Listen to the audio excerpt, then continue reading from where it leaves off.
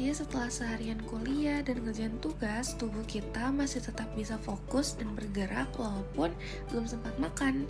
Itu karena tubuh punya sistem pengelolaan energi yang bekerja terus-menerus, salah satunya melalui proses glikolisis dan gluconeogenesis. Walaupun kita nggak makan selama berjam-jam, tubuh tetap bisa bergerak, berpikir, dan bernafas. Itu karena tubuh punya sistem metabolisme yang sangat teratur. Anggap saja tubuh kita seperti pabrik energi. Saat glukosa cukup, tubuh memecahnya lewat glikolisis. Namun, saat glukosa menurun, tubuh membuatnya kembali lewat gluconeogenesis. Selanjutnya ada glikolisis. Glikolisis terjadi di sitoplasma, tidak memerlukan oksigen, mengubah glukosa menjadi pirufat, dan menghasilkan energi atau ATP. Glikolisis adalah proses pemecahan suatu molekul glukosa menjadi dua molekul pirufat. Proses ini berlangsung di sitoplasma sel dan tidak memerlukan oksigen, sehingga bisa terjadi kapan aja loh.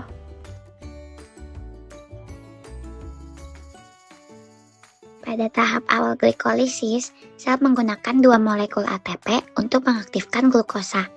Heksokinase dan PFK1 berperan penting agar glukosa siap dipecah lebih lanjut.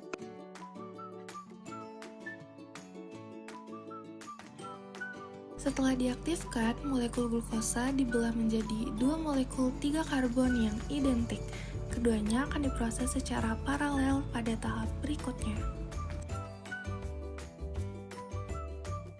Pada tahap akhir, energi mulai dihasilkan melalui kerja enzim seperti pirufat kinase.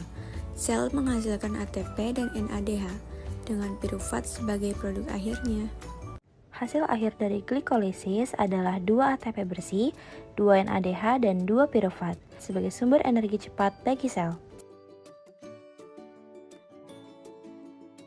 Masalahnya, tubuh tidak selalu memiliki cukup glukosa. Saat puasa atau aktivitas fisik yang berat, kadar glukosa darah menurun dan cadangan glikogen perlahan habis. Penurunan glukosa ini memicu perubahan hormon, yaitu penurunan insulin dan peningkatan glukagon sebagai sinyal untuk mempertahankan energi. Kondisi ini membuat tubuh mengaktifkan gluconeogenesis, yaitu proses pembentukan glukosa baru dari sumber selain karbohidrat. Sumber glukosa baru terdapat laktat, gliserol, dan asam amino glukogenik. Bahan baku gluconeogenesis berasal dari laktat hasil kerja otot, gliserol dari pemecahan lemak, dan asam amino dari glukogenik.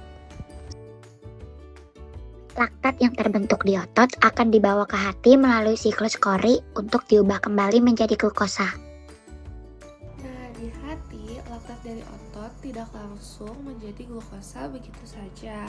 Proses ini terjadi melalui gluconeogenesis, yaitu jalur yang mirip glikolisis tetapi menggunakan enzim khusus untuk melewati reaksi yang tidak bisa dibalik. Gluconeogenesis sendiri sebenarnya melibatkan banyak reaksi, namun tidak dijelaskan sebagai 10 tahap seperti glikolisis. Hal ini karena sebagian besar reaksinya merupakan kebalikan dari glikolisis dan bersifat reversible. Oleh karena itu, fokus gluconeogenesis adalah pada reaksi yang tidak dapat dibalik yang memerlukan enzim khusus. Tahap pertama, pirufat diubah menjadi oksaloasetat oleh enzim pirufat karboksilase di dalam mitokondria. Proses ini memungkinkan pirufat masuk kembali ke jalur pembentukan glukosa. Tahap kedua, oksaloasetat diubah menjadi fosfoenolpirufat oleh enzim fosfoenolpirufat karboksikinase. Tahap ini menggantikan reaksi pirufat kinase pada glikolisis.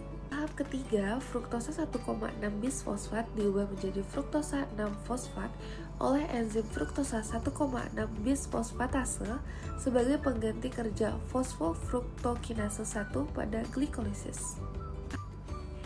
Dan tahap terakhir, glukosa 6 fosfat diubah menjadi glukosa bebas oleh enzim glukosa 6 fosfatase sehingga glukosa dapat dilepaskan ke dalam darah.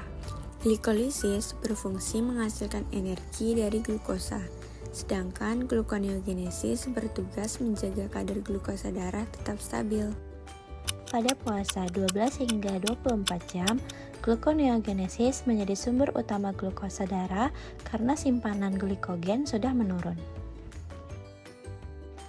Melalui pengaturan glikolisis dan gluconeogenesis, tubuh mampu beradaptasi dan menjaga ketersediaan energi dalam berbagai kondisi.